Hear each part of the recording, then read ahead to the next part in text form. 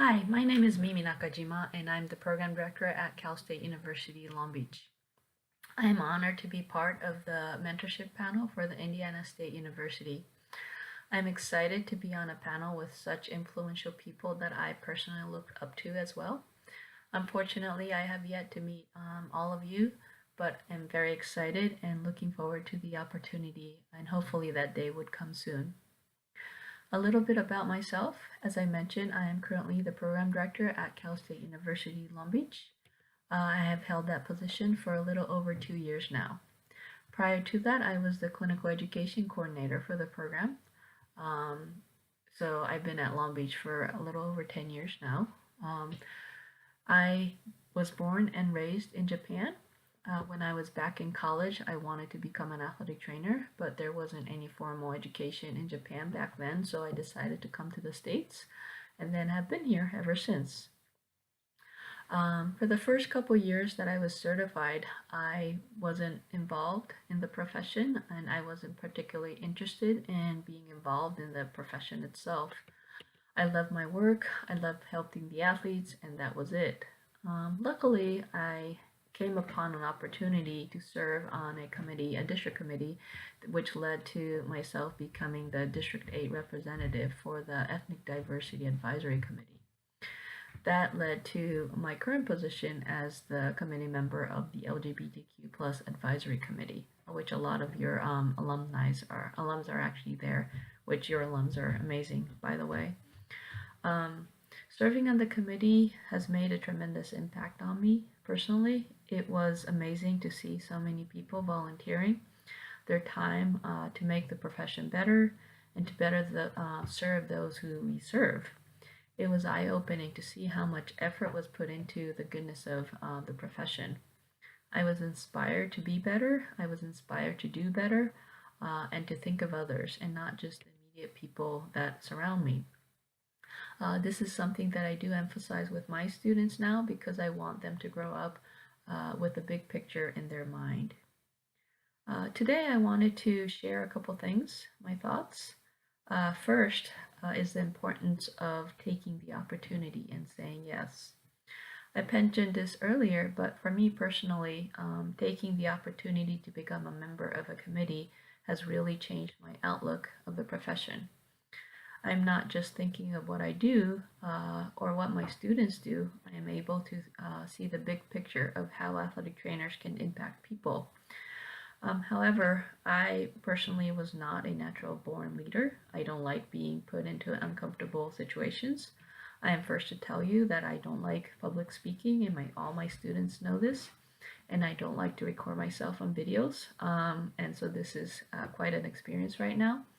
But taking the opportunity and saying yes has brought me much more joy and meaning than being uncomfortable for a short period of time. What you gain from taking the chances is much more.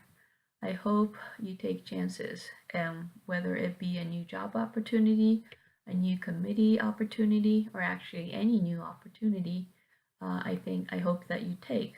The things you would gain from those would be a tremendous asset to you. The second point that I wanted to make was the need to be compassionate. This is probably like a duh moment for you since you're all athletic trainers and our job is to help others.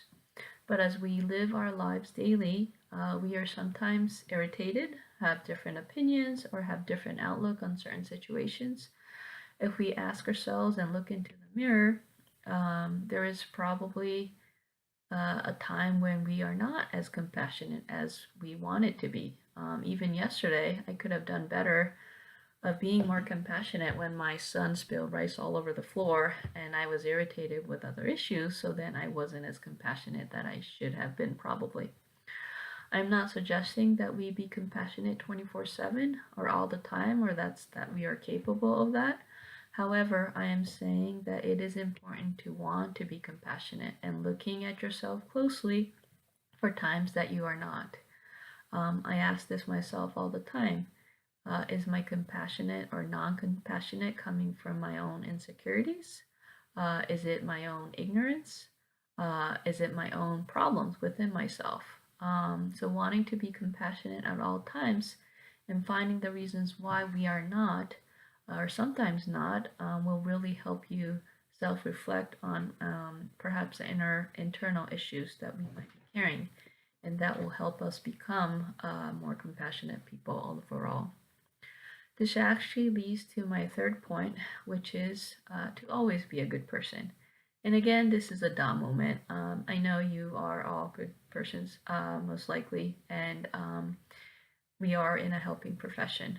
But I wanted to emphasize the fact that those who lead, especially those who lead, need to be a good person.